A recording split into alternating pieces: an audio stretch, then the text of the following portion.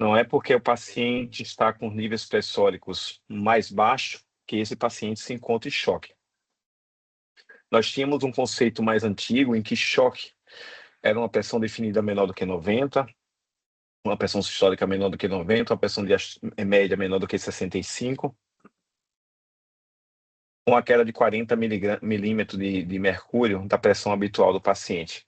Mas hoje o conceito de choque ele se expande para todo aquele em que a gente tem um desequilíbrio entre oferta e consumo, em que haja hipotensão tecidual, e se prontamente não identificado ou se prontamente não ter feito uma intervenção de forma adequada, a gente evolui para disfunções de múltiplos órgãos e aí pode prejudicar o paciente. Quando a gente fala em choque, diversos são os mecanismos que essa hipoperfusão, esse desequilíbrio entre oferta e consumo, acaba prejudicando e alterando o metabolismo celular, e progressivamente, se a gente não consegue intervir nas vias finais iniciais desse processo, a gente pode evoluir para um quadro de disfunção de múltiplos órgãos, um choque refratário, e que muitas vezes pode até ser refratário às catecolaminas. Então, quando a gente tem uma alteração tecidual, a gente tem acidose, hipoxemia e hiperlactatemia, que é muitas vezes o que a gente acaba identificando na microhemodinâmica.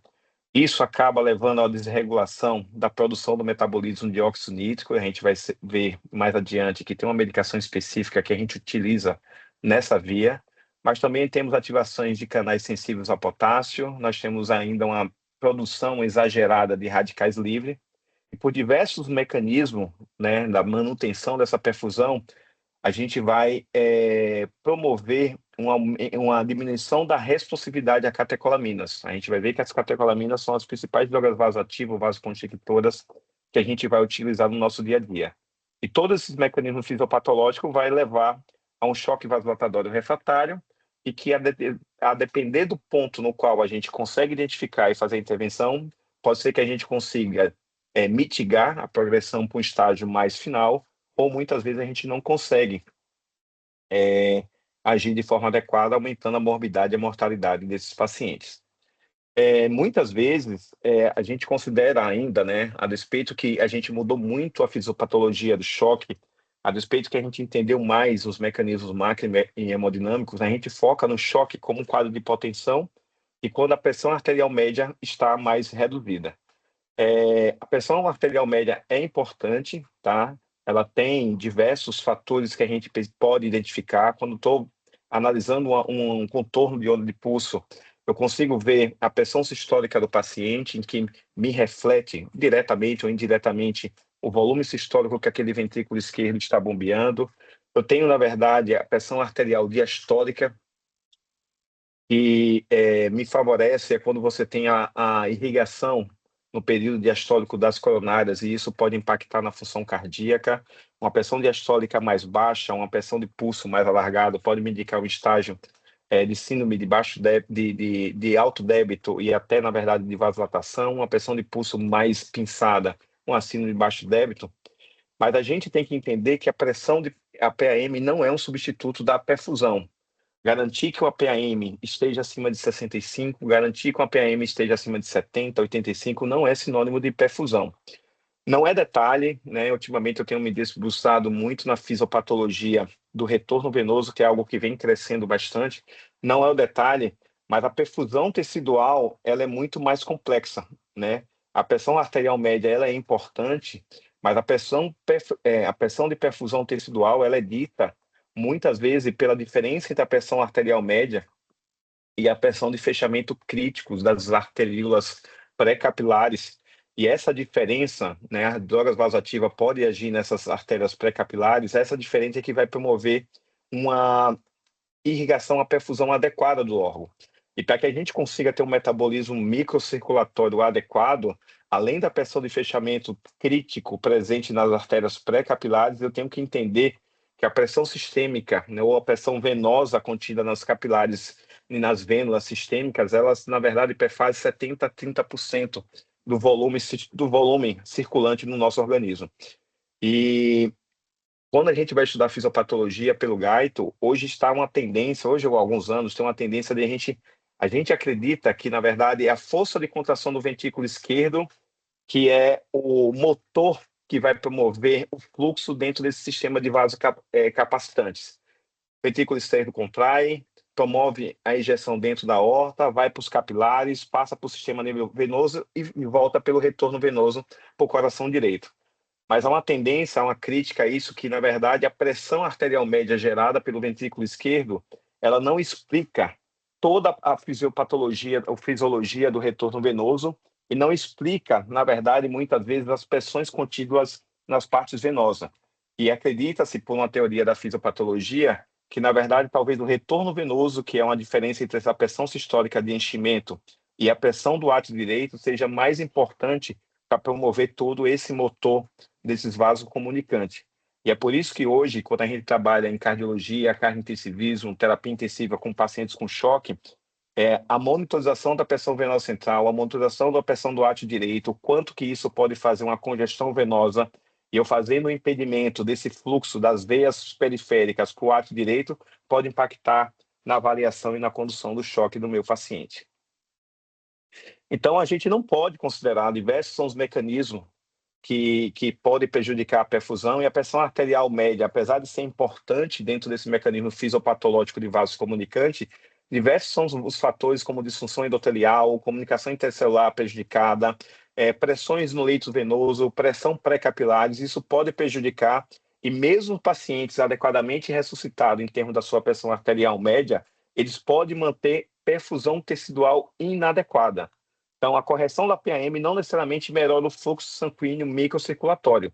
E por que eu estou falando isso? Porque muitas vezes a gente vai tentando basear a nossa terapia na macrohemodinâmica. Macrohemodinâmica se entende aqui na pressão arterial média desses pacientes, e o paciente continua com a sua microhemodinâmica, com o seu estágio perfusional muito inadequado para as condições clínicas daquele paciente. Então, dentro desse conceito, a gente precisa entender que existem outras variáveis, e uma coisa que eu sempre falo quando a gente está discutindo o caso de choque é que eu preciso ter metas adequadas. A minha função, quando eu identifico um paciente com choque, que não é sinônimo de hipotensão, quando eu identifico que eu preciso tomar medidas para compensar esse estágio de hipoperfusão global, eu preciso definir metas, e minhas metas é tentar adequar da melhor forma a minha perfusão periférica. E dentro desse conceito, e aí a gente vai voltar de novo para a parte venosa do paciente, que tem crescido muito nas discussões de choque nos últimos anos, é o conceito de volume estressado e não estressado. Então, 70% do nosso volume circulante está nos capilares venosos, tá? Parte desse volume circulante está na forma estressada e não estressada, e quando eu dou volume, que eu aumento esse volume estressado, quando eu inicio uma droga vasoativa vasoconstrictora, que eu aumento a pressão sistêmica de enchimento, eu melhoro essa diferença da pressão de enchimento na parte venosa, diferenciando com o do átrio direito, eu consigo melhorar o retorno venoso através, seja da reposição volêmica do paciente, através, na verdade, do uso de drogas vasoativas, eu consigo melhorar esse retorno venoso, melhorando o mecanismo de Frank-Starling, melhorando o débito cardíaco do ventrículo direito. Eu melhorando o débito cardíaco do ventrículo direito, eu consigo melhorar a minha pré-carga do ventrículo esquerdo, que adequadamente vai produzir uma pressão arterial média, e a depender das correlações das pressões de enchimento centrais e periférica, eu consigo melhorar a perfusão desse paciente.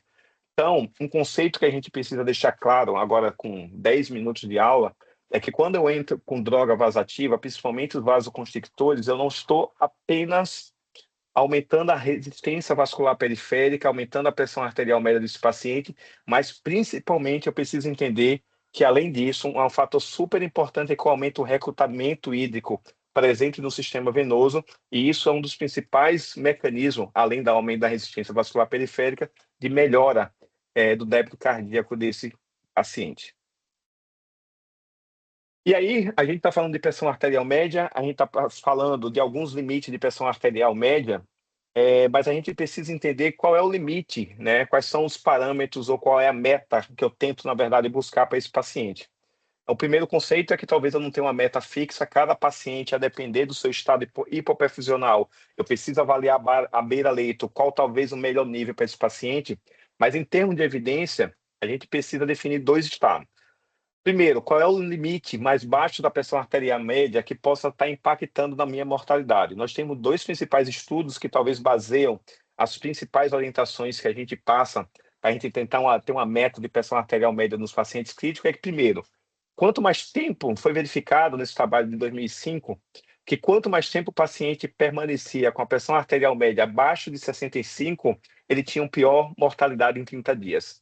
Esse talvez foi um dos primeiros estudos que a gente conseguiu cravar, que a gente até brinca com os residentes, assim, eu aceito do residente que o paciente crítico ele tem que manter uma PAM acima de 65, é baseado que quanto mais tempo o paciente crítico, principalmente os pacientes com choque séptico, mantinham uma pressão arterial média menor do que 65, a mortalidade em 30 dias desses pacientes era maior.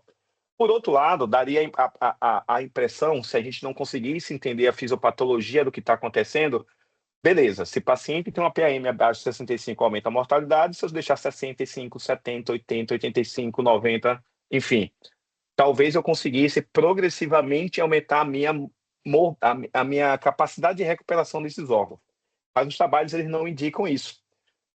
Foi verificado posteriormente, com esse trabalho aqui de 2009, que atingir um valor de 70 milímetros ou maior não foi associado à melhoria da sobrevida dos pacientes.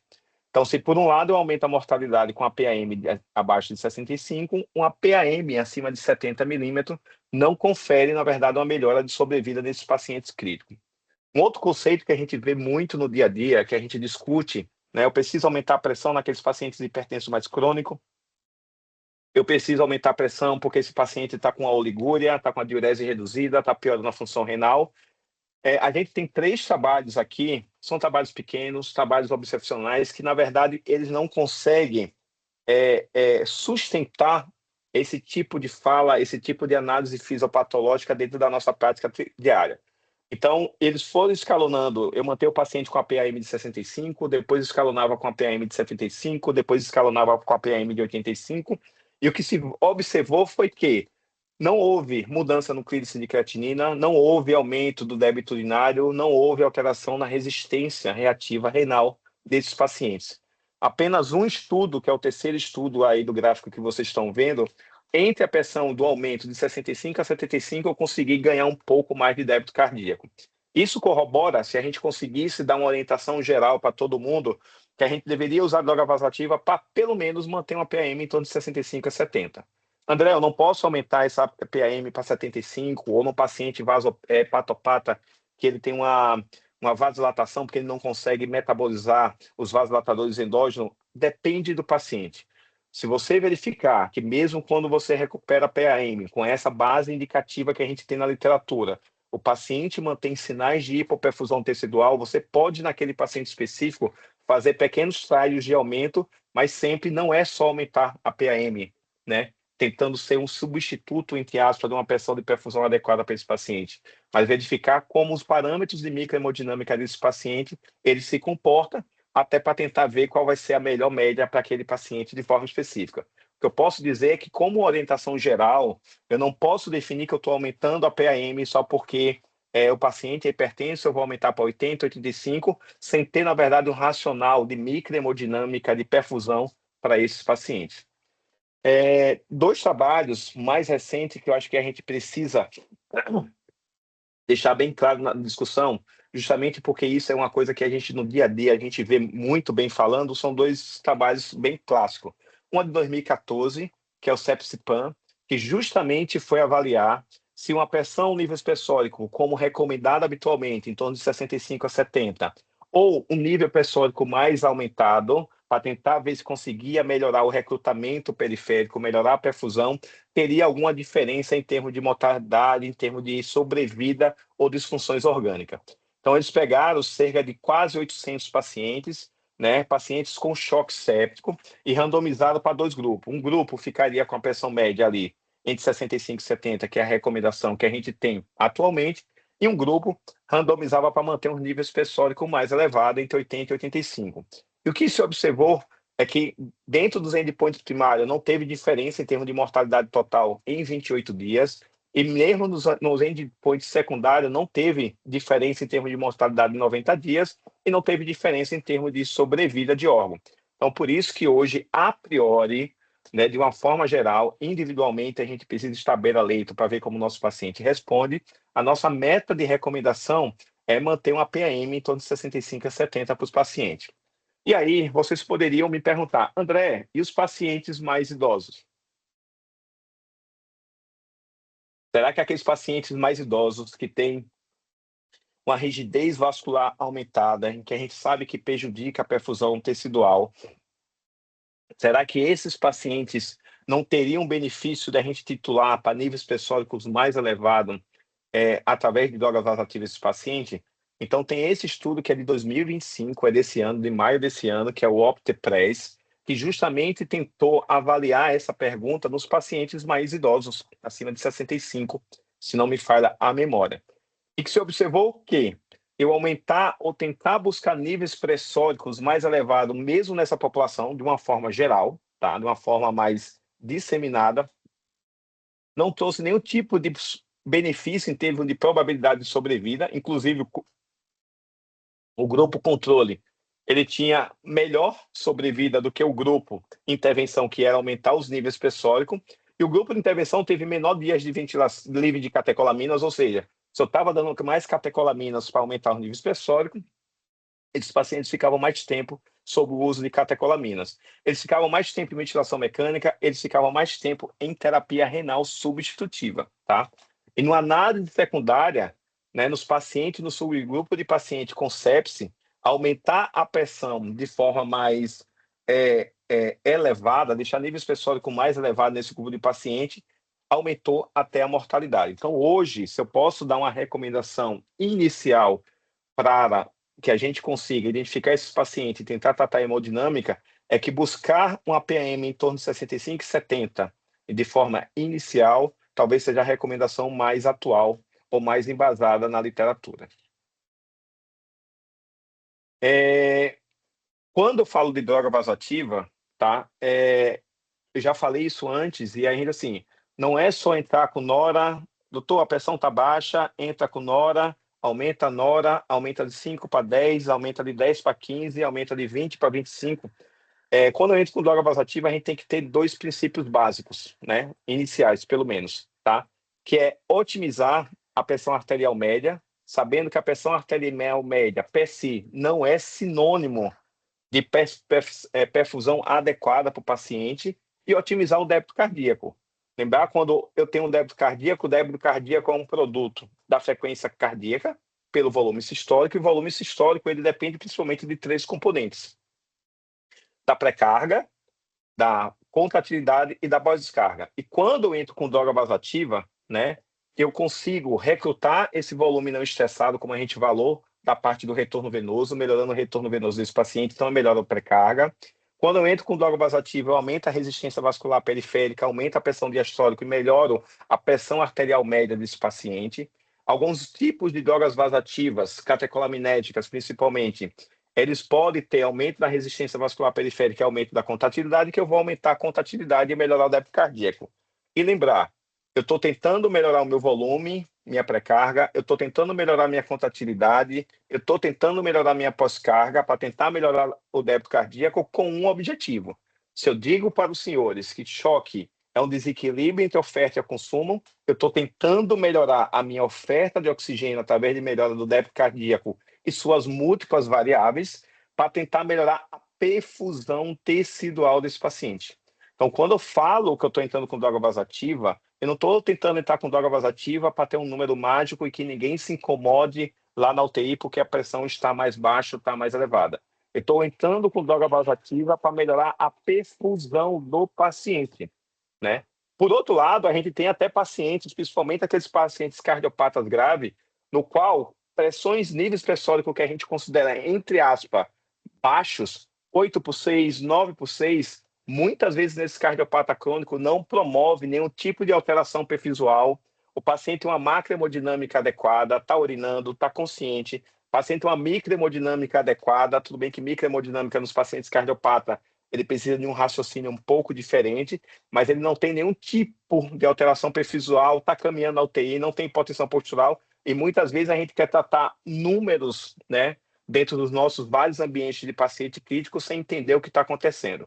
Então, o suporte hemodinâmico nesse paciente é baseado em três princípios: reanimação volêmica, vasopressores para tentar melhorar a minha pressão de perfusão, e se tiver uma disfunção miocárdica associada à utilização de inotrópicos para esses pacientes. Eu estou passando alguns slides aqui, na verdade é porque esses slides estavam teoricamente ocultados na minha apresentação, por isso que eu estou passando e eles acabaram abrindo aqui, tá? Então a gente revisou um pouquinho de fisiopatologia, e André, você poderia ter falado diretamente de droga vasoativa. Se a gente não falar de fisiopatologia, a gente não consegue entender qual a melhor droga que a gente vai escolher nos cenários específicos dos pacientes, tá? Então, dentro dos princípios chaves de a gente tentar identificar qual é a melhor droga vasoativa que a gente consegue compreender, intervir naquele contexto, primeiro, não tem como eu usar uma droga vasoativa se eu não entender e diagnosticar o mecanismo que está causando a hipotensão e a hipoperfusão nesse paciente. Se o paciente está com choque distributivo vasoplégico, eu tenho um tipo de conduta. Se o paciente está com choque hipovolêmico, eu tenho um tipo de conduta. Se o paciente tem um choque cardiogênico, eu tenho outro tipo de conduta. E cada cenário desse eu posso utilizar droga vasoativa com perfis fisiológicos diferentes para tentar melhorar a perfusão tecidual desse paciente. Segundo, titular terapia vasoativa para corrigir o distúrbio hemodinâmico específico, subjacente àquela hipotensão que está causando hipoperfusão tecidual, tá? Eu preciso ter meta, eu preciso saber o que é que eu estou procurando e qual é a meta que eu quero atingir com aquela terapia que eu estou dando, tá? Eu não vou tratar um número porque o paciente está com 9,7 de pressão, tá? Inclusive, eu até pulei aqui, mas assim, se a gente considerar uma PAM de 65 ou uma PAM de 70, que é o nicho que a gente acabou falando em 3, 4 slides atrás, ontem eu fiz os cálculos na calculadora, quando estava terminando de preparar a aula, é uma pressão 9 por 6, 9 por 5, viu?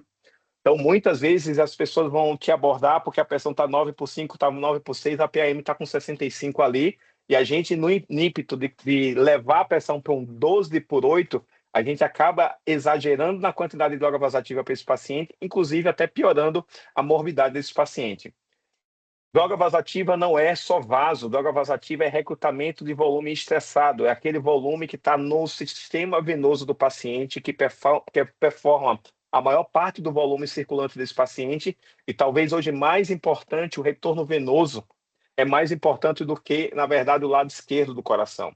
Então, quando hoje é uma tendência de a gente entrar cada vez mais precocemente com droga vasoativa, né, mesmo naqueles pacientes até hipovolêmico, vamos dizer assim, porque eu sei que à medida que eu vou entrando com droga vasoativa, não é só taquicardizar, não é só aumentar a resistência vascular desse paciente. Estou recrutando volume do sistema venoso, melhorando meu retorno venoso para o lado direito do coração.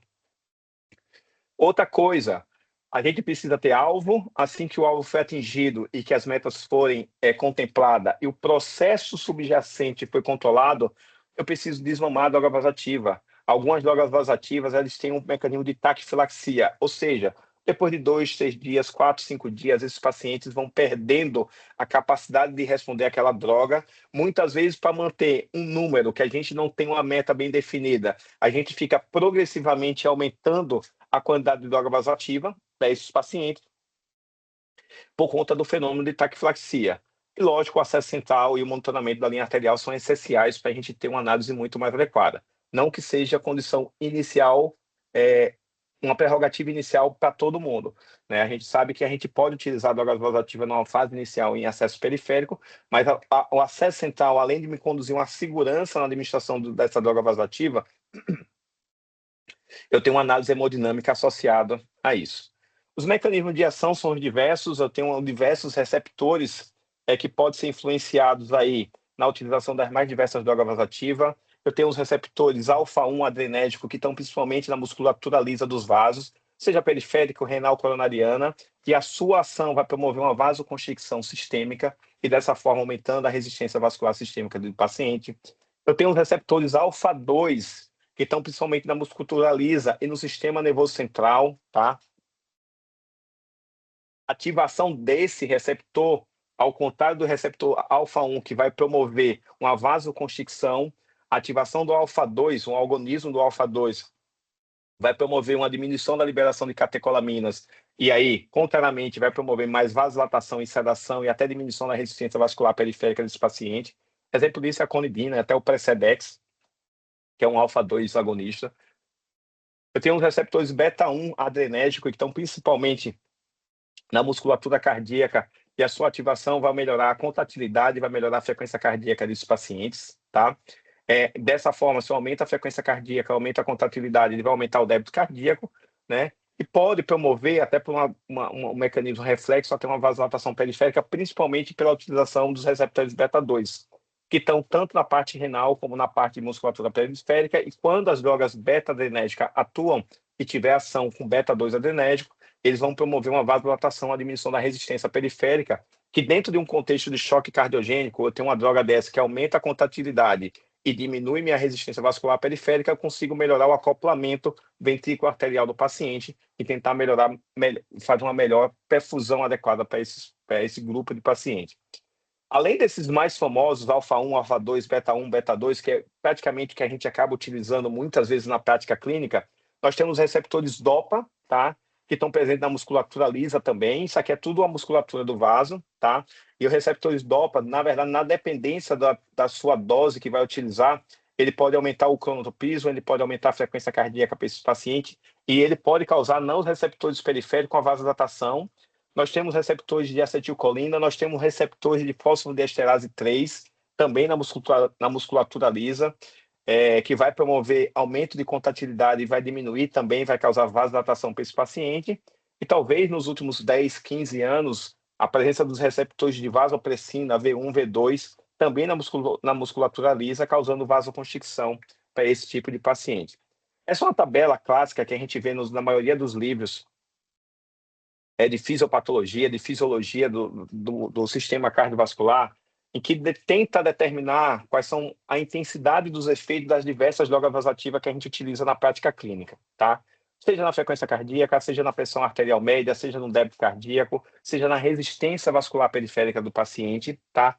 E aí você vai ter, se tiver mais intensidade, você tem mais 3 cruzinhas. Normalmente eu não gosto muito dessa tabela, porque na verdade ela fica mais difícil, fica uma coisa mais decorada.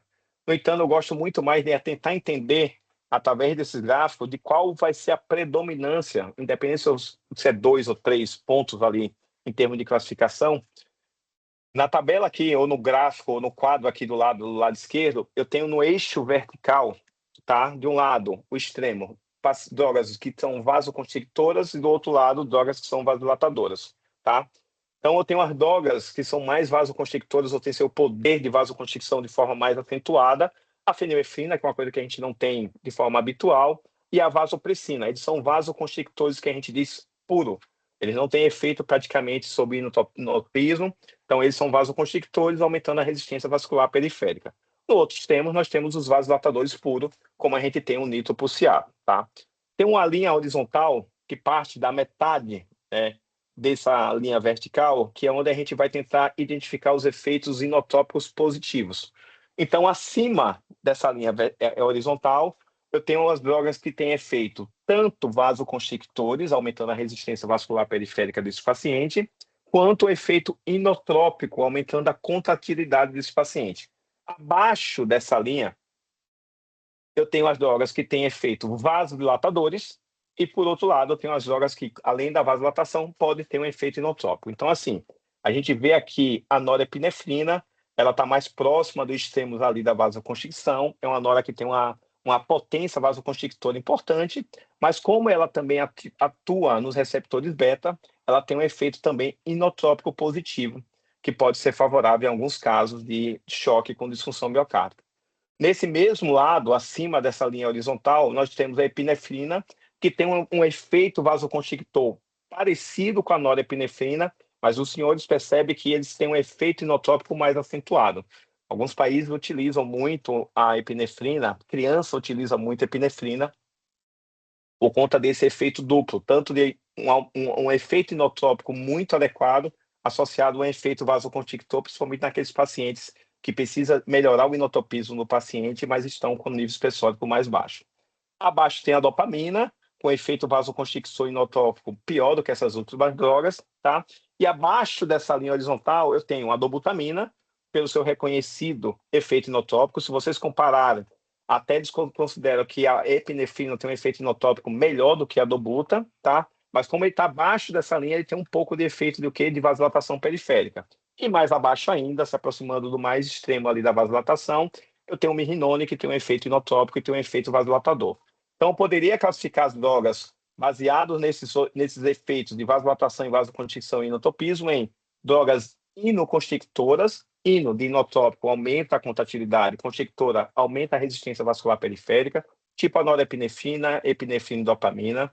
Eu tenho as drogas inodilatadoras, aumenta a contratilidade e causa diminuição da resistência vascular periférica, tipo a dobuta e o mirrinone. Eu tenho os vasoconstrictores puros, tipo a vasopressina e a epinefrina, e os vasodilatadores, a nitroglicerina, a nitroprusiato e o nesiritide nesses pacientes. Então, quando a gente tenta escolher, através dos mecanismos fisiopatológicos, através do contexto clínico e das alterações de macro e microhemodinâmica do paciente, as drogas vasoconstrictoras ela tem uma indicação muito bem clara. Eu vou melhorar o retorno venoso. Lembre-se que a gente falou que a droga vasoconstrictora ela vai mobilizar aquele volume sanguíneo venoso estressado. Eu tenho efeitos inotrópicos positivos. Eu tenho aumento de pressão de perfusão coronariana por conta do aumento da pressão diastólica desse paciente. Por outro lado, algumas drogas podem diminuir a pós-carga por conta do excesso de vasoconstricção e diminuir o débito cardíaco desse paciente. Algumas drogas, por conta do seu efeito vasoconstricção sistêmico, podem causar vasoconstricção no leito pulmonar. Então, alguns pacientes com hipertensão pulmonar podem piorar essa dinâmica do ventrículo direito. E se eu não tiver isso, essa é uma análise bem adequada, eu posso prejudicar a dinâmica do ventrículo esquerdo do paciente. E a minha intenção sempre é melhorar a perfusão orgânica e microcirculatória, através da pressão de perfusão aumentada, através do fluxo aumentado periférico desse paciente. Então, se eu conseguisse colocar num gráfico colorido, quanto menor a resistência vascular periférica, maior seria a indicação desses vasopressores, e quanto mais disfunção miocárdica desse paciente, porque se eu entrar com vasoconstrictor, o pior do débito cardíaco desse paciente, quanto mais hipovolêmico esse paciente está, talvez seria uma contraindicação ou talvez uma inadequação do uso dessas drogas vasoativas, tá? Então, falando especificamente de cada droga, tá? Que talvez poderia a aula começar por aqui, mas eu acho importante a gente conversar muito bem sobre esses mecanismos fisiopatológicos, para a gente não ser um mero plantonista, um médico responsivo, automatizado. A gente vai falar da norepinefrina. Eles agem no receptores alfa-1, então vasoconstricção periférica, beta-1 aumentando a continuidade, beta-2 com efeito bem menor, tá? Não existe, apesar de alguns livros trazerem que a dose máxima pode ser ali em torno de 2 a 3 microgramas quilo minuto, mas a gente sabe que, a depender do contexto, não existe uma dose máxima, e a gente sabe que é a principal droga que a gente utiliza para a recuperação da parte hemodinâmica do paciente que está hipotenso, com hipoperfusão, está chocado. É a primeira droga vasoconstrictora indicada no choque séptico, é a principal droga vasoconstrictora indicada no choque cardiogênico, como primeira linha, é a principal droga naquela vasoplegia causada pela cirurgia cardíaca. Eu destaquei aqui alguns pontos, tá? Que a norepinefrina em si, né, ou os receptores simpáticos que a gente tem na vasculatura lisa periférica, eles têm uma pobre acoplamento, e aí diminui o efeito da droga naqueles pacientes que têm um status volêmico inadequado e naqueles pacientes que têm acidose. Então, vocês vão perceber naqueles pacientes que estão com acidose importante a necessidade de progressão do uso de norepinefrina por conta justamente dessa perda da função, esse acoplamento inadequado com os receptores alfa na periferia, tá? E lógico, se eu tenho um efeito beta-1, esses pacientes podem ficar mais taquicárdicos e, a depender do contexto clínico, essa taquicardia pode piorar o débito cardíaco desse paciente. Quando a gente fala de epinefrina, ela praticamente utiliza os mesmos receptores alfa, beta e beta-2 desse paciente, tá? Existe uma característica diferente um pouco da norepinefrina, que o efeito inotrópico da epinefrina é melhor do que o da norepinefrina. Então, talvez naqueles pacientes com status, no qual eu tenho uma disfunção miocárdica associada com a hipotensão, com a vasoplegia do paciente, pode ser uma droga interessante, porque eu consigo agir nos dois mecanismos hemodinâmicos ali, tá? É uma droga que está muito bem indicada entre aspas, né, no status de parada cardíaca, naqueles pacientes com status extremo, naqueles colapsos hemodinâmicos extremos, inclusive até o Survival Campaign como a terceira droga vasoconstrictora, a norepinefrina, associa a vasopressina, naqueles estados mais refratários até a epinefrina.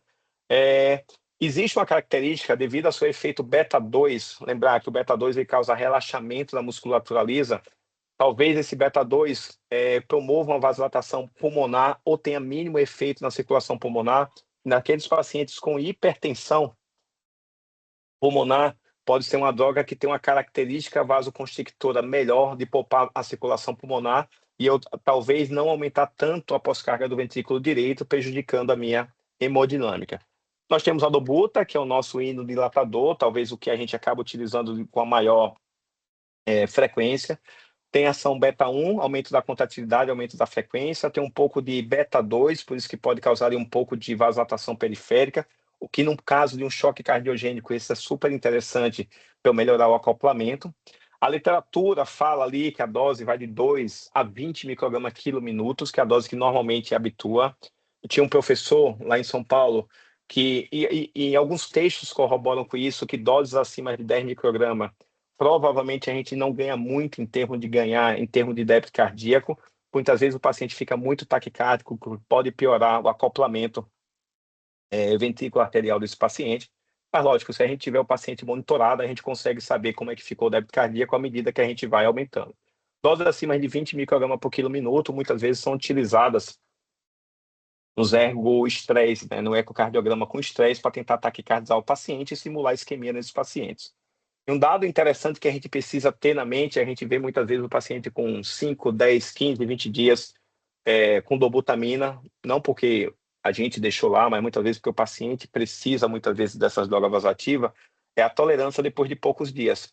Então essa, dentro daquelas características que a gente falou em alguns slides anteriores, a dobutamina é uma medicação que pode causar taquifilaxia e você tem uma dificuldade de desmame dessa droga vasoativa, ou muitas vezes, a depender da condição clínica do paciente, você tem que aumentar a dose dessa droga.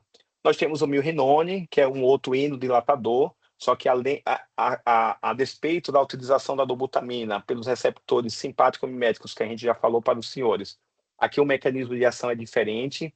Na verdade, ele inibe a fosfodiesterase 3. Pessoal, fosfodiesterase 3 é diferente de fosfodiesterase 5, que é aquelas medicações para ereção, tá?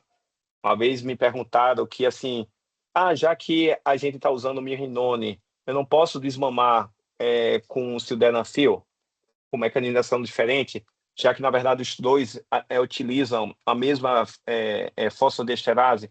Não, nós temos fosfodiesterase 1, 2, 3, 4, 5, e são mecanismos de ação um pouco diferentes, tá? A despeito das drogas simpático-miméticas, ela tem uma meia-vida mais longa, de 2 a 4 horas, tá? Isso é super importante, porque o desmame do milrinone é diferente do desmame da dobuta. Enquanto a dobuta eu posso ser um pouco mais célere, em termos de 2, 3 horas ali, de tentar desmamar, verificar como é que ficou minha perfusão tecidual. O mirrinone eu preciso, na verdade, de um intervalo maior entre o desmame das doses, né, quando eu estou desmamando do paciente, tá?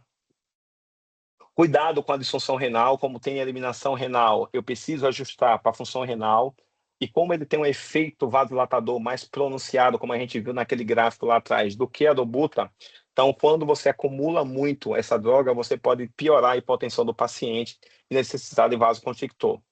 Tem menos efeitos arritmogênicos, né, do que as catecolaminas. Então, no paciente que já está muito taquicárdico ou já tem uma fibrilação atrial de alta resposta, pode ser que seja uma droga favorável de você não contribuir ainda mais com ataque cardíaco para esses pacientes, tá?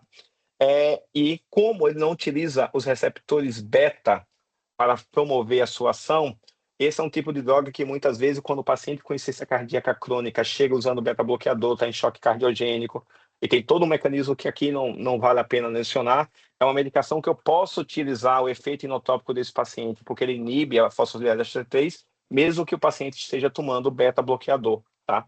Então, essa é uma ação interessante. A dopamina, que a gente é pouco utilizada atualmente, eu, pelo menos, já usei muito a dopamina. Ele tem também ação sobre a recepção alfa, beta, beta-2 e dopa, né, que a gente viu lá atrás também.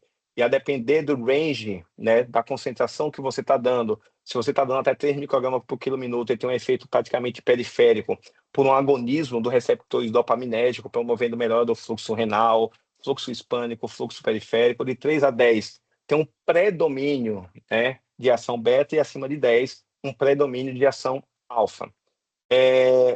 A gente vai ver que estudos com dopamina e norepinefrina não teve diferença de mortalidade, mas a dopamina tem mais efeitos arritmogênicos, então a gente acabou utilizando. E recentemente não, acho que uns 5, 6 anos, foi pré-pandemia, houve um problema com a Dobuta, de ação, e a gente teve que voltar à dopamina. E teve um trabalho que saiu, não está aqui contemplado na aula, mas que nesse período a ausência da Dobuta para utilizar e a necessidade de usar a dopamina aumentou a mortalidade nos grupos de pacientes críticos, tá? Então a gente falando rapidinho de ciência, porque eu acho que é importante a gente não só ver a parte de fisiopatologia, mas o que a gente tem de evidência, somente porque a gente está numa aula acadêmica aqui com os residentes, né? O principal trabalho que comparou dopamina e norepinefrina foi o estudo SOAP2, tá? Que foi publicado no New England em 2010. E assim, em termos gerais, head-to-head, face-to-face, não houve diferença de mortalidade ou sobrevida quando você comparou norepinefrina e dopamina nos pacientes com choque séptico, tá? Que a gente foi avaliado em eventos adversos, não houve diferença de mortalidade, mas aqueles pacientes do grupo que foram randomizados para dopamina teve mais arritmias, fibrilação atrial, taquicardia ventricular, fibrilação ventricular, tá? Então, por isso que hoje a drogas, nos diversos consensos guidelines, a droga de escolha para uso nos pacientes com choque séptico é a norepinefrina. Quando a gente analisava os subgrupos desses pacientes, não houve grande diferença ali nos pacientes hipovolêmicos entre norepinefrina e dopamina, não houve grande diferença nos pacientes com choque séptico, apesar de ter uma tendência, né? Lembre-se, essa aqui é uma análise secundária. Mas talvez nos pacientes com choque cardiogênico, né? Talvez até por conta que você aumenta o risco de arritmias mais grave nesse paciente, no choque cardiogênico houve uma tendência, houve até uma diferença significante estatística com benefício do uso da norepinefrina contra a dopamina. Quando eu comparo, né, lembre-se que a epinefrina tem efeito vasoconstrictor e inotópico bem pronunciado nos seus dois extremos. Quando eu tenho um paciente com estádio distributivo vasoplégico, que eu preciso de vasoconstrictor, associado a uma disfunção miocárdica, em que eu preciso de inotópico, será que a associação de dobuta e norepinefrina era melhor ou equivalente a só usar a epinefrina, porque eu tenho esse efeito combinado, tá? Então, na verdade, o que a gente viu é que usar epinefrina pura como efeito inotópico e vasoconstrictor e usar norepinefrina dobuta, que é praticamente a prática que a gente utiliza, não houve diferença em termos de sobrevida, porém, uma coisa que a gente perde, a gente com a norepinefrina, a gente teve um pouco mais aumento da frequência cardíaca, com a norepinefrina a gente teve um pouco mais de arritmia, só que com a epinefrina a gente tem um problema. A epinefrina, por mecanismo não anaeróbio, ele aumenta o lactato dos pacientes. E a gente sabe que o lactato é um parâmetro que a gente monitora de forma adequada, ele indica o prognóstico, a gravidade do paciente. Nos pacientes que utilizam mais epinefrina, eles aumentam o lactato, não necessariamente é a piora do choque. Lógico, alguém pode falar assim, André, mas eu não só utilizo lactato, eu tenho que olhar o contexto que você está completamente certo, tá? Mas a gente sabe que a prática clínica muitas vezes não é assim. Eu sei que, na verdade, quando você está usando a epinefrina, você tem que ter a noção que esses pacientes não teve diferença entre usar epinefrina ou nora e dobuta, mas esses pacientes acabam aumentando o nível de lactato, que pode, na verdade, dificultar um pouco a sua interpretação. Algum tempo atrás, a gente tinha todo um contexto, né, de a gente não utilizar o milrinone nos pacientes com insuficiência cardíaca de etiologia isquêmica, muitas vezes baseado nesse trabalho do Jack, de 2003, em que a mortalidade ou a sobrevida foi pior naqueles pacientes que utilizaram o milrinone, que é um inodilatador, que inibe a fosfodiesterase 3, não utiliza os receptores beta. Esses pacientes tiveram uma sobrevida pior no grupo de miocardiopatia isquêmica. Porém, estudos mais recentes, principalmente esse estudo agora de 2021, que comparou a dobuta e o mirrinone no choque cardiogênico, não houve diferença nos eventos compostos primários em termos de sobrevida dos pacientes, tá? Não teve diferença significante, apesar que a curva ali com 30 meses começou a abrir a favor do mirrinone, não teve diferença.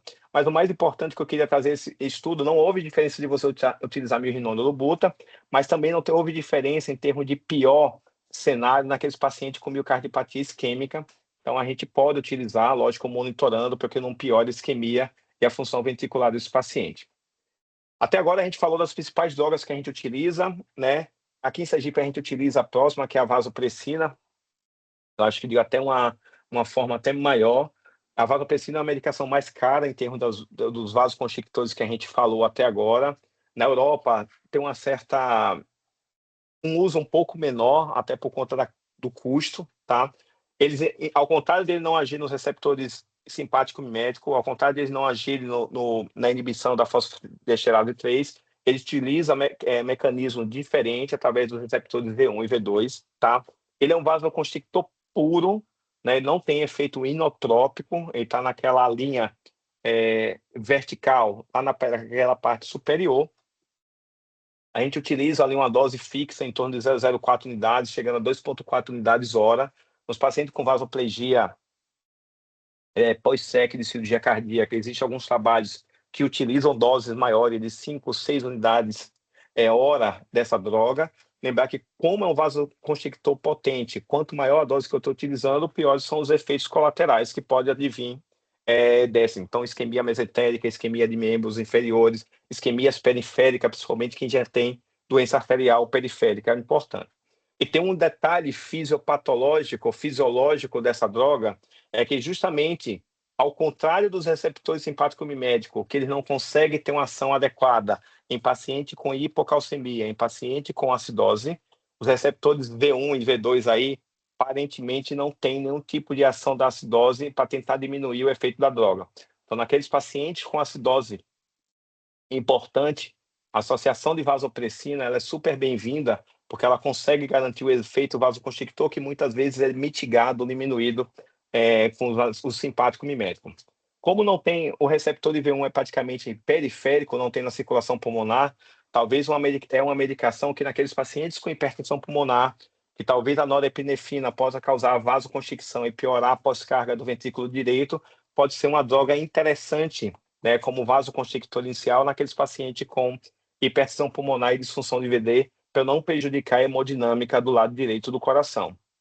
Uma outra coisa que a gente tem que pensar, como ele não tem efeito beta, né, é um efeito vasoconstrictor periférico, ele promove menos taquicardia do que as drogas simpático-miméticas. Então, se você já tem um paciente que já tem uma taquicardia importante, já tem uma arritmia que está descompensando, talvez a vasopressina nesse cenário possa ser uma opção muito mais adequada. E quais são os estudos, talvez os estudos mais clássicos que a gente tem da vasopressina? Nós temos o estudo VAST, tá? Que tentou comparar a vasopressina vezes a norepinefrina nos pacientes com choque séptico. Não teve diferença de mortalidade ali, né, nos choques mais graves, tanto em 28 dias como 90 dias, mas uma análise ali posterior, ali em 2008, demonstrou que assim, nos pacientes menos graves, né, com Apache ou com SAPS menos grave, teve uma diferença de mortalidade a favor, ou pelo menos limite a favor ali da vasopressina. Talvez o que esse dado, a gente interpretando esse dado, a gente traga para a nossa prática cotidiana, é que talvez a associação de vasopressina nos pacientes ainda na fase inicial, que não evoluíram com disfunção hemodinâmica, que é uma prática hoje que a gente tem utilizado cada vez mais frequente, talvez o benefício seja mais adequado do que o postergar o início da vasopressina ou do segundo vasoconstrictor numa fase mais avançada do choque desse paciente, tá? Um outro efeito que foi trazido pelo Venice, que é um outro artigo comparando a vasopressina precoce vezes a norepinefrina em paciente de choque séptico, mesmo que não tenha diferença, pelo menos nos casos mais graves em termos de mortalidade, é que a vasopressina ela conseguiu diminuir a evolução para a terapia renal substitutiva para esses pacientes mais graves, como se ela tivesse um efeito através do seu mecanismo do receptor V2, um mecanismo protetor da disfunção renal que aparece muitas vezes frequente nesses pacientes, tá? Lembrar que terapia renal substitutiva é uma coisa que é dinâmica, é uma coisa que cada profissional pode indicar um momento mais precoce ou menos precoce, né? Segurar ou não segurar, dialisar mais precocemente, deixar em tratamento conservador, mas há uma tendência, talvez, em termos de fisiologia, fisiopatologia, de talvez a vasopressina talvez poupar um pouco a disfunção renal nesses pacientes. E quando a gente tem uma meta-análise de todos os efeitos, né? Então, a vasopressina, que a gente pode dizer, tem o menor risco de fibrilação atrial, o que pode, ele tem menor risco de taquicardia, o que pode ser uma droga com perfil importante em alguns cenários clínicos de taquicardia, de obstrução do ventrículo, de via de saída do ventrículo esquerdo, em que a taquicardia pode prejudicar esses pacientes. Ele teve, nessa revisão sistemática, uma melhor mortalidade quando você utilizava a vasopressina mais precocemente com as catecolaminas do que você só deixar a norepinefrina. Entretanto, quando você tirava os trials, né, os estudos com alto viés, né? Então a gente já não conseguia demonstrar esse benefício de mortalidade, tá? Então, a gente não pode hoje categorizar que a vasopressina associada à catecolamina, ela diminui a mortalidade. E há uma tendência, né, na verdade, nos pacientes, de você ter uma diminuição da terapia renal substitutiva, e quando a gente pega os melhores estudos, realmente parece que tem um efeito protetor renal. A fenilefrina eu não vou me atentar, porque a gente não tem disponível. Só lembrar que é um vasoconstrictor puro, mais potente ainda do que a vasopressina. E como é um vasoconstrictor puro, assim como a vasopressina, é menos taquicardizante, né? O que pode acontecer de ser ali uma droga interessante, assim como a vasopressina, naqueles pacientes que têm obstrução dinâmica de via de saída do ventrículo esquerdo, ou até aqueles pacientes que têm hipercontratividade de via de saída, o que a gente chama de ventrículo suicida, nos pacientes que pós-TAV, tá? Falando de outras drogas que a gente não tem disponível, mas eu acho que vale a pena a gente comentar aqui, justamente porque a gente está num ambiente acadêmico, é a utilização da angiotensina 2, tá? São estudos ainda precoces, mas já está liberado pelo FDA. A angiotensina é um potente vasoconstrictor, e esse foi o trabalho que é o ATOS 3, que foi o trabalho que balizou, né, a liberação pelo FDA para a utilização na prática clínica, mas carece de estudos maiores, randomizados e de desfechos clínicos duros, mais importante, que o ATOS 3 foi que a utilização de angiotensina, comparado ali, a gente conseguiu realmente uma resposta hemodinâmica muito mais adequada comparando ao placebo, quando você associa com as outras drogas simpático-miméticas. Uma outra droga que eu ainda vejo grande variabilidade, e é correto ver essa grande variabilidade, até porque a gente não tem estudos confirmatórios. Se você pegar os estudos, são estudos, apesar de ser randomizados, são estudos com N muito pequeno, com alto risco de viés, a utilização do azul-metileno em paciente com choque séptico, tá? Lembrar que o azul-metileno tem um mecanismo diferente, não é uma medicação que vai utilizar, não tem um receptor específico. O que ele faz é diminuir a produção de óxido nítrico. Lembrar que o óxido nítrico é vasodilatador. Se eu diminuo a produção de óxido nítrico, que causa vasodilatação, num choque distributivo, que eu estou já vasoplégico, eu promovo vasoconstricção por um desequilíbrio entre os vasoconstrictores e vasodilatadores. E o que os estudos têm demonstrado é que o azul-metileno ele realmente consegue diminuir a necessidade de vasopressores e a descontinuação de vasopressores nos pacientes com choque circulatório, tá? É um efeito substituto, porque muitas vezes o que a gente quer é se a disfunção orgânica, a mortalidade desse paciente, ele consegue melhorar. Nessa revisão sistemática aqui, publicada recentemente, o que a gente viu que foi que há uma tendência naqueles pacientes que usaram azul-metileno de forma mais precoce a diminuir a ventilação mecânica, talvez por você compensar a parte de disfunções orgânicas mais precocemente desse paciente, uma descontinuação mais precoce do tempo de vasopressor.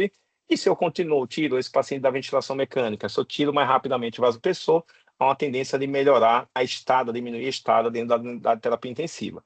Mas lembre-se, se você pegar o N desses trabalhos que estão aqui nessa meta-análise, com alto risco de viés, é uma coisa que a gente não pode categorizar. O que eu acho que a gente talvez tenha na mente é que muitas vezes a gente deixa o azul-metileno para aquele paciente que já está com doses exorbitantes de vasoconstrictores, com disfunções em múltiplos órgãos, e realmente a gente não consegue estabelecer um benefício muito bem claro do uso dessa medicação. Então, trabalhos precisam ser mais precoces, assim como hoje a gente já tem uma tendência de utilizar a vasopressina como segundo vasoconstrictor de forma muito mais precoce. Talvez o azul-metileno, em cenários específicos, a gente precise também utilizar de forma mais precoce para a gente ter um benefício muito mais adequado. Importante, a gente vai voltar lá para os slides do início, de manter a priori uma PAM em torno de 65 a 70, que a gente vê muitas vezes nas unidades de terapia intensiva, é paciente com pressão 12,8, 13,8, que dá uma PAM de 90. A gente viu que manter uma PAM mais elevada, a priori, ele não consegue melhorar desfechos clínicos desse paciente. O que a gente precisa entender é que tudo que a gente está utilizando, a gente tem efeitos colaterais, né? Então, os vasoconstrictores podem causar isquemia esplânica, isquemia mesentérica, isquemia renal, isquemia de dígitos naqueles pacientes com doença vascular periférica. Eu posso causar taquiarritmia, que pode ser uma coisa prejudicial no cenário de uma isquemia aguda coronariana, pode ser prejudicial no paciente com estenose aórtica, estenose mitral, pode ser prejudicial no paciente que tem obstrução dinâmica do ventrículo esquerdo, de via de saída. eu posso aumentar o risco de fibrilação atrial do paciente, eu aumento hiperglicemia, aumento hiperlactatemia, principalmente com o uso de epinefrina nesse paciente. Apesar que não é tão confirmado, mas eu posso, naqueles vasoconstrictores puros, piorar o débito cardíaco do paciente, porque se eu tenho um paciente com disfunção miocárdica e eu aumento a pós-carga do ventrículo esquerdo desse paciente, eu posso piorar o acoplamento ventrículo arterial desse paciente e piorar a função cardíaca desse paciente, eu posso piorar a função renal e ainda tem todo o mecanismo de piora dos efeitos imunes com aumento, na verdade, da provável de infecções nesses pacientes que utilizam muitas drogas.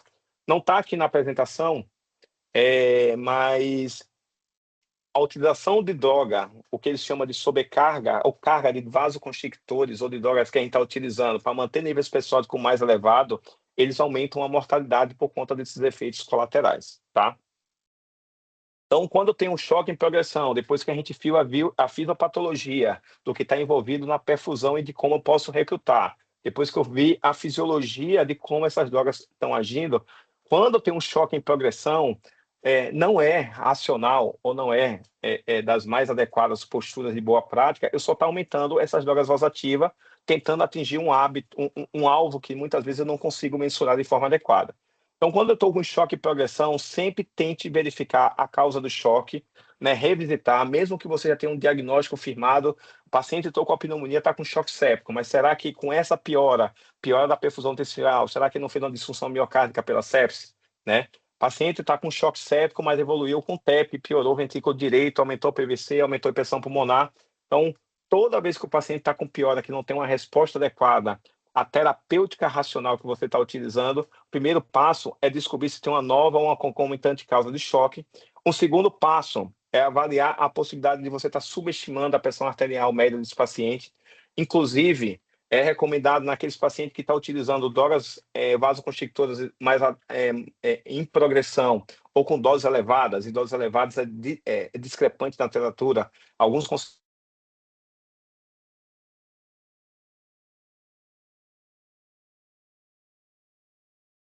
a radial não seja, na verdade, das mais adequadas, e nesses pacientes com choque de progressão, que você faça, na verdade, a monitorização em nível de um vaso grande, tipo vaso femoral ou vaso axilar, buscar se o paciente não está com acidose, e essa acidose pode estar contribuindo com a perda da função das drogas simpático-miméticas, e aí, inclusive, você talvez associar a vasopressina se já não tiver e corrigir essa acidose, tá? E aí, talvez, no último caso, você pensar de mecanismo além da fosfodiesterase, além do alfa-1, além do alfa-1, do V1, e aí talvez utilizar o azulimetileno nesses choques em progressão. Então, aqui é só mais ou menos o esqueminha do que a gente tem que fazer, e nessa figura colorida ele reforça justamente no choque precoce, identificar a causa, que é o mais importante, eu preciso reverter a causa, não só tratar a hipotensão, mas tentar reverter a causa. Ressuscitação volêmica, seja com reposição volêmica com fluido, seja por recrutamento de volume estressado. A monoterapia com norepinefrina é a mais indicada como estratégia inicial nos mais diferentes cenários. Se o choque vai progredindo no quadro mais grave, eu tenho que avaliar se o paciente não está hipovolêmico ainda, se tem acidose que possa estar comprometendo a utilização da minha droga vasoativa, se o paciente não tem hipocalcemia. É uma coisa que talvez não tenha bem aprofundado, mas lembre-se que quando eu utilizo receptores alfa-1, beta-1, o que eles fazem é o aumento do influxo de cálcio para dentro da parede muscular e através do cálcio você melhora a contratilidade e faz ali a vasoconstricção. Combinações de drogas, se o choque vai piorando, vasopressina, epinefrina, até na verdade azulimetileno, utilização de corticoide também para esse tipo de paciente, tá? E aí, dentro desse contexto, na verdade, dessa narração que a gente vem, a gente tem alguns cenários que a gente pode tentar identificar e tentar selecionar melhor nossas drogas, né? Então, se o paciente está com acesso periférico e acesso central, antigamente a gente tinha essa questão de a gente não entrar com droga vasoativa em paciente que estava com acesso periférico, ia tentar pulsionar, e a gente sabe, através daquele trabalho que a gente mostrou, que quanto mais tempo o paciente permanece com PAM abaixo de 65, pior a mortalidade desse paciente. Lembrar que quando eu quero utilizar inicialmente um acesso periférico, eu tenho que ser um acesso calibroso em veias antecubitais ou maiores, tá? A vasopressina, devido ao seu forte efeito vasoconstrictor, deve ser evitada em acesso periférico, tá? E o acesso periférico muito tênue, aqueles acessos periféricos, talvez a epinefrina tem um menor risco de necrose cutânea em caso de extravasamento. Isso é uma coisa que a gente pode considerar. Estou no pronto-socorro, não consegui um acesso adequado nem central nem periférico, está lá aquele acesso na mão do paciente. Talvez a epinefrina pode ser uma medicação que, caso aconteça extravasamento, tem um risco menor de necrose cutânea nesse tipo de paciente. Se o paciente, a depender da frequência cardíaca ou da fração de ejeção do paciente, se a frequência cardíaca está baixa ou aumentada, se o paciente está com a fração de ejeção reduzida ou aumentada, tá? A frequência cardíaca inadequadamente baixa pode piorar o débito cardíaco desse paciente. A gente vai lembrar da forma lá da oferta de oxigênio no débito cardíaco. Então, talvez nesses pacientes utilizar drogas que podem aumentar a frequência cardíaca pode facilitar e deixar esse paciente com débito cardíaco melhor adequado. E naqueles pacientes que estão muito taquicárdicos, com fração de ejeção muito elevada, como se fosse um choque hiperdinâmico, e que a taquicardia, ou até, na verdade, uma obstrução dinâmica do ventrículo esquerdo, um ventrículo suicida após-TAV, em que eu não quero piorar a taquicardia desse paciente, a vasopressina, nesse cenário, pode ter uma indicação muito mais adequada do que outras medicações que podem piorar a taquicardia. E se o paciente tem insuficiência ventricular direita, hemodinamicamente significativa, a disfunção do ventrículo direito, tem hipertensão pulmonar, que eu sei que se eu não adequar o acoplamento VD artéria pulmonar, eu prejudico a pré-carga do ventrículo esquerdo, prejudicando o choque do meu paciente. Vasoconstrictores puros, tipo a vasopressina, que não tem receptores em nível de circulação pulmonar, pode ser uma opção de vasoconstrictor quando eu preciso melhorar a pressão desse paciente, com menos efeitos em termos de circulação pulmonar. A epinefrina pode ser um hino vasoconstrictor interessante. Como hino, aumenta a contratilidade se o paciente tiver baixo débito, tem um efeito alfa, que eu melhoro a minha pressão sistêmica, né? E ele tem efeito beta na circulação pulmonar, que se a gente não consegue comprovar que eu vou conseguir diminuir a resistência vascular pulmonar, pelo menos ele tem menos efeitos em relação, tá? E na dúvida, se você não sabe da dúvida, hoje a droga que é mais estudada, que foi face-to-face, mesmo que não tenha demonstrado diferenças em mortalidade, na dúvida, pelos guidelines e pelas recomendações da diversa sociedade, a norepinefrina é a droga que é mais de escolha. Do butomirinone, não tem diferença em termos de sobrevida no choque cardiogênico, tá? Então, a depender do cenário ali do paciente, eu posso escolher uma droga ou outra, tá?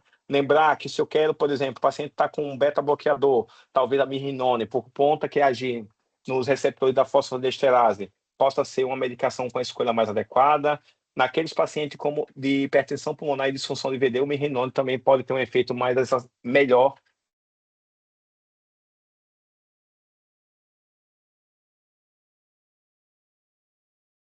Fácil, porque tem uma meia-vida mais curta, e lembrar da possibilidade de taquifilaxia. Então, aquele paciente que já tem mais do que 2, 3 dias, você não consegue desmamar a dobuta, você precisa aumentar a dobuta para atingir os mesmos parâmetros de perfusão, lembrar da possibilidade de taquifilaxia para esse paciente. Vantagem da mirinona em relação à dobuta, maior vasodilatação pulmonar, tá? Então pode ser um benefício na insuficiência ventricular direita. Uma combinação que a gente utiliza pouco, né? Principalmente em quem tem disfunção ventricular direita, é a associação de mirinone, que pode causar uma vasodilatação e hipotensão desse paciente, com epinefrina.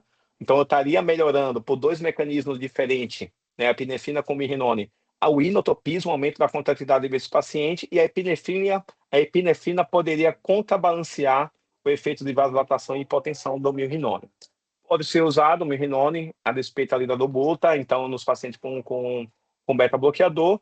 E lembrar que naqueles pacientes que já estão muito taquicárdicos, não que não vão causar mais taquicardia, mas que estão muito taquicárdicos, tem um mecanismo de efeito arritmogênico, está fazendo muita arritmia ventricular, talvez o mirinone ele tenha um efeito arritmogênico melhor do que a dobuta, tá? E a mirinone pode ser combinada com outro inotrópico, como a gente falou, porque são mecanismos de ações diferentes, a gente utiliza muito a associação dobuta e mirinone, mas você pode também, seria muito interessante a associação mirinone e epinefrina também, tá? E para finalizar, eu juro por Deus que eu estou quase finalizando, tá? São os últimos 4 slides. Acho que esse é um artigo super interessante que resume muito desse racional, né? Eu poderia fazer uma aula aqui em 15 minutos dizendo qual era o receptor, eu uso a nora aumenta a pressão, a nora aumenta a taquicardia, mas eu acho que é muito mais interessante a gente ter um status crítico do que a gente está fazendo, do que a gente ser mais automático sem entender o que a gente está fazendo. Esse é um artigo super interessante que ele dá 10 dicas de como otimizar os vasopressores nos pacientes críticos com hipotensão. Aí eu até colocaria hipotensão mais hipoperfusão, tá? Porque eu acho que o nosso objetivo não é tratar a pressão do paciente, é tratar a perfusão que está causando aquela hipotensão, tá? Então, a primeira dica que ele coloca, estabeleça metas para a pressão arterial média e diastólica, tá? A gente sabe que a pressão média de entrada de perfusão orgânica é entre 65 e 70 do que tudo que a gente já falou. Lembrar que a pressão arterial diastólica muito baixa, ela prejudica a perfusão coronariana, tá? E isso pode piorar a função cardíaca nesse estágio de hipotensão e hipoperfusão. De uma forma genérica, né, se você aprofundar em fisiologia do gaito, a pressão de perfusão orgânica é uma PAM menos APVC. André, por que é importante você estar falando muito do retorno venoso? Muitas vezes, né, a gente não tem isso comprovado, mas se o paciente tem uma PVC, com as pressões de enchimento muito aumentado do lado venoso, né? Talvez nesse tipo de paciente, monitorando a minha perfusão, eu preciso de uma PAM maior, porque a pressão de perfusão é mais ou menos o que eu estou ofertando pelo lado arterial, menos o que eu tenho de resistência pelo lado venoso. Individualiza os alvos de pressão, né?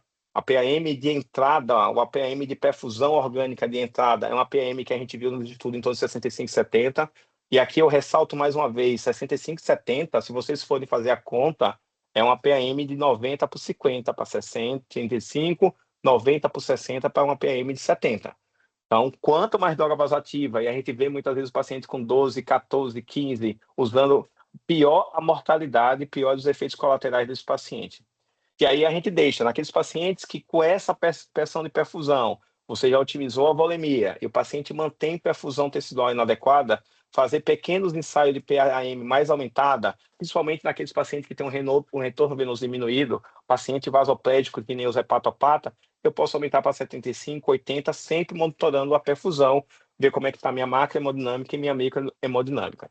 Vasopressores induz recrutamento endógeno de fluidos, é aquilo que a gente já falou. Por isso que a tendência hoje é que a gente utilize vasoconstrictores o mais precoce possível, junto com reposição volêmica, junto com a identificação da causa da hipotensão, porque a gente sabe que a gente consegue recrutar esse volume estressado, melhorando o retorno venoso e melhorando o débito cardíaco desses pacientes. Reavalie o status volêmico e débito cardíaco após o início dos vasopressores. Não adianta eu entrar com a droga vasoativa, a PAM subiu para 70, para 75, e eu achar que aquilo está adequado. Se eu não tenho meta do que eu estou fazendo, eu não vou conseguir reavaliar e ajustar todo o meu paciente, a hemodinâmica do paciente. Considere drogas com mecanismo de ação diferente, como agente de segunda linha, e isso cada vez mais a gente está precoce nos pacientes críticos, associando vasopressina à norepinefrina, associando azulimetileno num choque que está progredindo. Quanto eu tenho um mecanismo de ação diferente, que eu consigo utilizar drogas, quantidade de drogas menores, e eu consigo diminuir os efeitos colaterais das drogas vasoativas.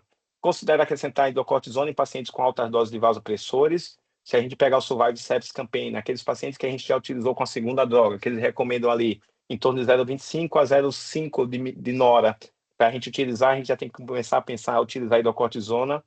A vasopressina para paciente com disfunção ventricular direita, assim como a epinefrina, pode ser uma droga adequada. Eu não aumento a frequência cardíaca, eu não tenho uma atuação aparentemente direta dentro da circulação pulmonar, o que pode ser uma droga favorável nessas situações. Não há dose máxima de vasopressores, que é mais lógico, doses acima de 1,5, 2 microgramas, 3 microgramas, a mortalidade desses pacientes são elevada. O que a gente tem que considerar não é a dose máxima de vasopressores, é que se a gente tem alguma perspectiva de reversibilidade do quadro que levou a esse choque refratário. Nutrição enteral pode ser iniciada mesmo com o uso de vasopressores, tá? Não há uma definição clara na literatura, mas drogas acima de 0,3, 0,5 e paciente que mantém hipoperfusão a gente acaba tirando, mas naqueles pacientes que têm uma dose de droga vasoativa em desmame e que não tem alteração de perfusão muito pronunciada, a gente pode iniciar a nutrição enteral nesses pacientes. Vasopressores podem sim ser administrados de forma segura por um cateter venoso periférico, desde que eu tenha um planejamento adequado da utilização desse vasopressor a nível periférico. E para finalizar, isso aqui foi um slide que eu fiz ontem. A gente sabe que quando a gente fala de fluidoterapia, a gente fala que a gente tem que considerar a fluidoterapia como uma droga. E existe alguns trabalhos na literatura como stewardship de fluido de reposição volêmica. E eu fiz mais ou menos uma metáfora, um paralelo, que a gente deveria também fazer uma stewardship de drogas vasoativas de uma maneira mais racional e fazer um gerenciamento mais adequado. Então, eu preciso definir as drogas vasoativas através de seus múltiplos mecanismos de ação e suas particularidades para eu tentar escolher a melhor droga vasoativa para o melhor contexto clínico específico. Eu preciso ter um diagnóstico adequado daquela instabilidade hemodinâmica, não vai ser a droga vasoativa que vai melhorar a minha mortalidade e a minha sobrevida do paciente. Ela é um suporte até que a causa base que levou ao status de colapsidade hemodinâmica seja controlada e revertida. Eu tenho que considerar a droga vasoativa como droga, e se tem droga, ela deve ter dose, até ter duração. Quanto menor a dose que eu der para esse paciente, quanto menor tempo, se for adequado, melhor a possibilidade desse paciente. E com eu atingindo minhas metas, eu consigo, na verdade, desmamar de forma mais precoce, porque eu sei que quanto mais tempo, quanto mais elevada a pressão, efeitos colaterais aparecem e aumenta a mortalidade dos meus pacientes.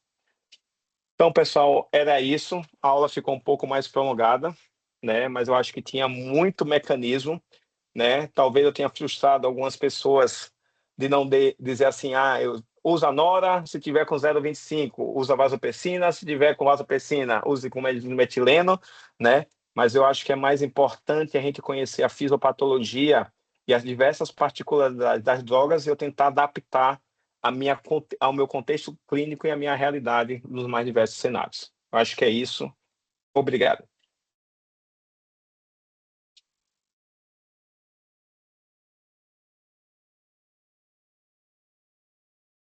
Alguém tem alguma pergunta? Eu não estou conseguindo ver vocês, na verdade, estou só com minha apresentação.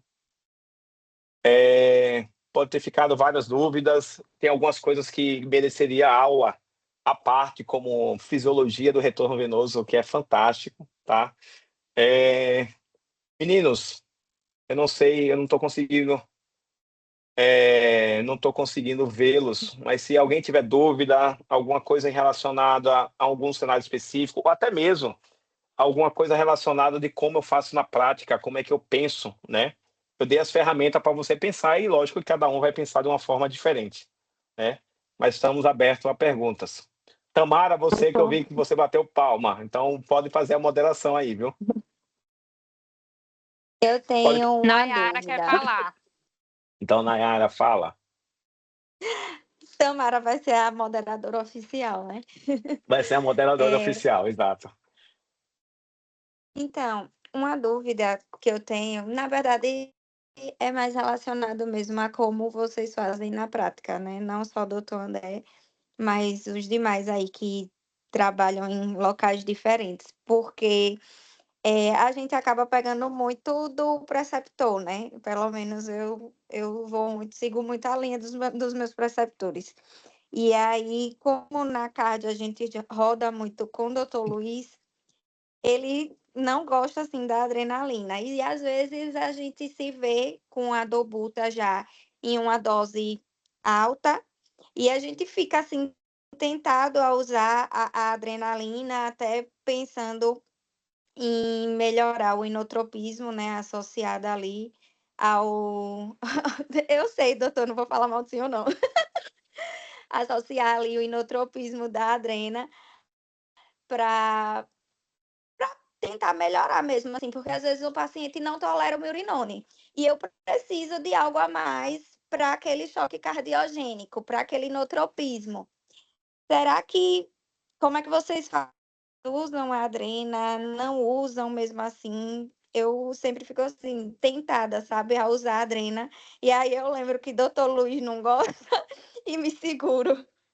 Olha que ele está aí, viu? Ele mandou uma frasezinha.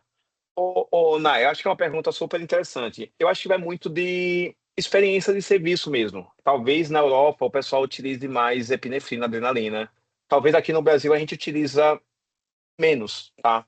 Mas o que você precisa entender, independente do que a gente segue, Luiz, o que independente se você vai seguir as orientações, uma coisa que eu falo muito assim, você viu que é muito mais raciocínio fisiológico do que uma coisa que tem estabelecido na literatura se uma coisa é melhor ou não, tá?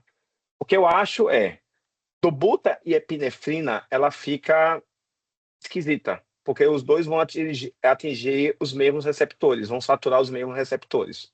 Uma possibilidade é você associar milrinona e epinefrina.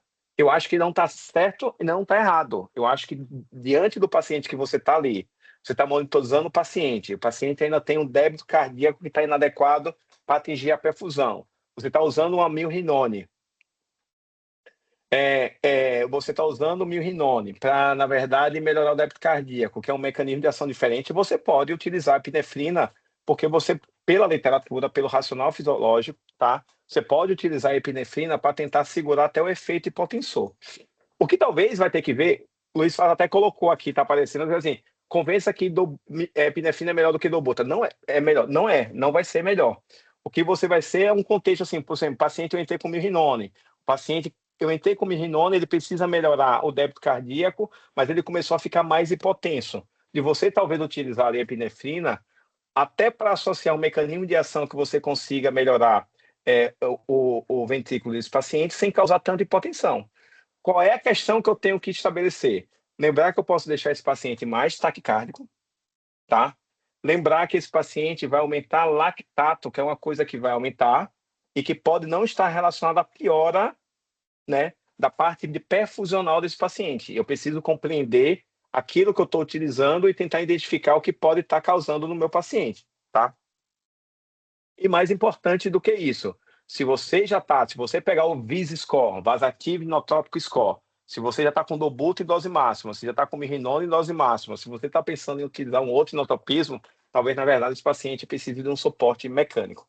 Mas não tem certo nem errado, não. É tanto que o face-to-face, na verdade, você não conseguiu demonstrar nenhum benefício de sobrevida em utilizar a epinefrina ou não. O que você precisa utilizar é a droga, identificar os efeitos colaterais que pode causar e tentar manejar o seu paciente sempre pensando no alvo de melhora da perfusão desse paciente. Não sei se o Luiz quer falar alguma coisa aí. É porque ele tem um fluxo muito maior com esses pacientes, e aí ele pode definir a experiência melhor dele aí. Deixa eu falar aqui um pouquinho. O que acontece? Quando a gente usa adrenalina, a gente vai ter os efeitos alfa e os efeitos beta, né? Eu acho que a única vantagem é essa que alguém escreveu aí, a disfunção de VD, exatamente. Então, assim, o paciente tem hipertensão pulmonar grave, com disfunção de VD, e eu sei que se eu usar noradrenalina eu posso piorar essa hipertensão pulmonar, no pós-operatório de cirurgia cardíaca e tal, em que o paciente já teve dificuldade de sair por conta da hipertensão pulmonar, tudo bem, a adrenalina vai bem. Mas o que eu falo, assim, da associação de nora com dobuta, é que eu sei exatamente a dose que eu estou dando de inotrópico e a dose que eu estou dando de vasopressor. Quando eu estou usando só adrenalina, quando eu misturo tudo, eu só vou ganhar em efeito colateral, né? E às vezes é o que a gente vê isso, vendo o desespero do centro cirúrgico com adrenalina, noradrenalina, dobutamina, às vezes mirrinano também. E de vez em quando aquela seringa no bolso do anestesista, que eu esqueci o nome. Então, quando eu separo as drogas, quando eu uso dobuta mais a noradrenalina, eu sei exatamente o tanto que eu estou dando de vasoconstricção e o tanto que eu estou dando de inotropismo, né? Com a adrenalina eu perco isso, tá? Para ganhar um efeito alfa, eu vou ter que taquicardizar muito o paciente. Então, esse, para mim, já é uma desvantagem. Outra desvantagem que eu vejo é esse efeito metabólico. Assim, eu começo eu perco, às vezes, né, a monitorização do lactato. Eu perco o lactato como um indicador de perfusão, porque ele costuma subir bastante nas doses que a gente usa com a epinefrina. E ainda pode aumentar a glicemia também. Então, é nessa situação que eu não gosto muito. Mas, às vezes, é a única forma que o paciente consegue sair de SEC. E, às vezes, o paciente chega na UTI com epinefrina. E aí, quando chega, a gente tenta estabilizar para tirar, trocar, né? Isso aconteceu ainda semana passada, um paciente que tinha uma disfunção biventricular muito ruim e a gente conseguiu, relativamente rápido, tirar a noradrenalina manejando as outras drogas, né? Em que, por exemplo, os anestesistas usam pouco vasopressina ou É, usam tardiamente nessa situação, né? Mas a gente sabe que na cirurgia cardíaca, que é uma população específica, a vasopressina ela deve ter iniciado até mais precocemente, né? Por conta que a SEC induz uma depressão da vasopressina endógena. Então, são essas as ressalvas que eu faço à adrenalina, tá?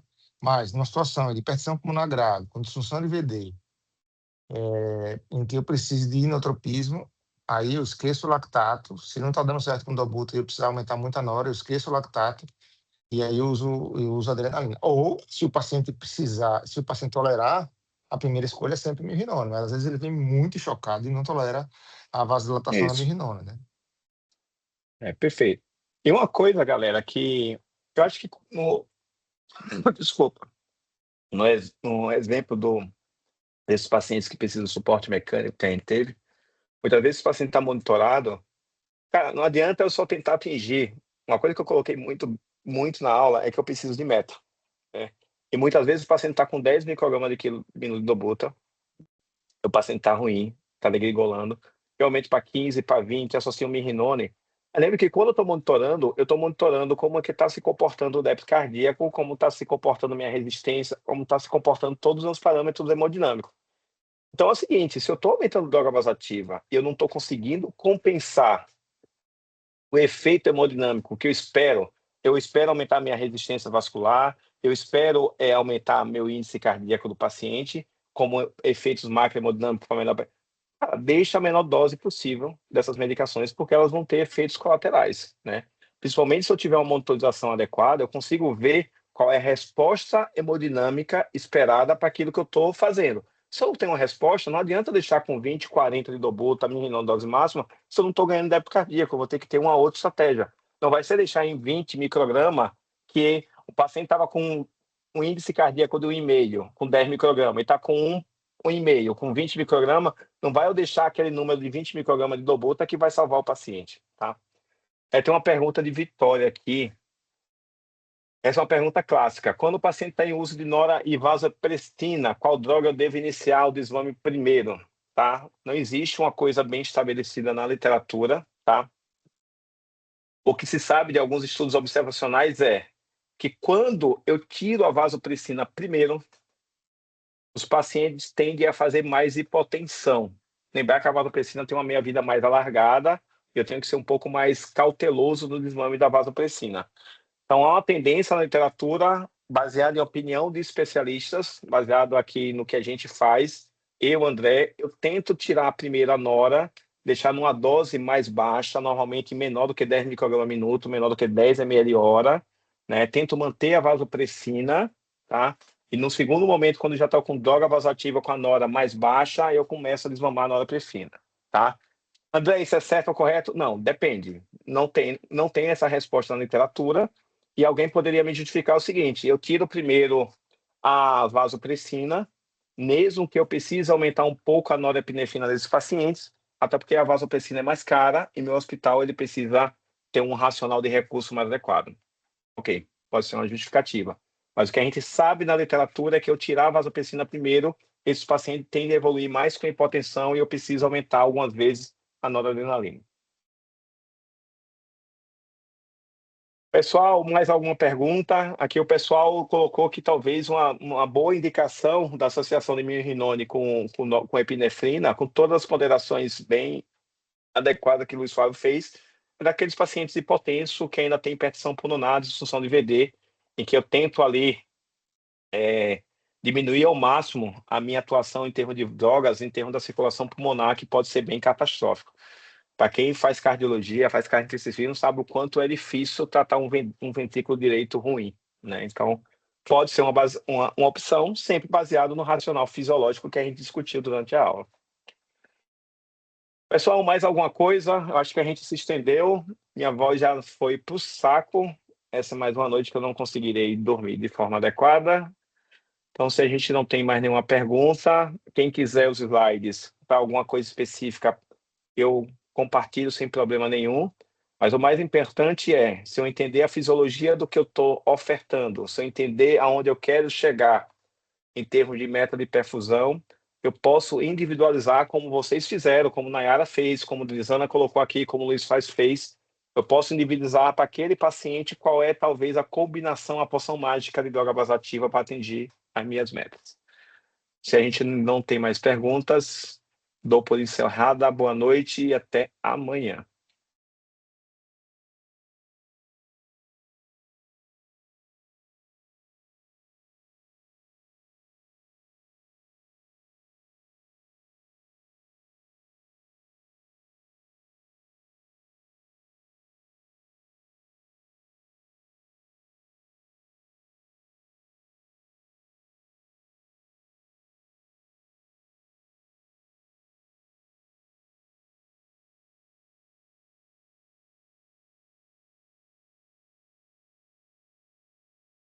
Emília, pode enviar novamente a lista de presença, por favor?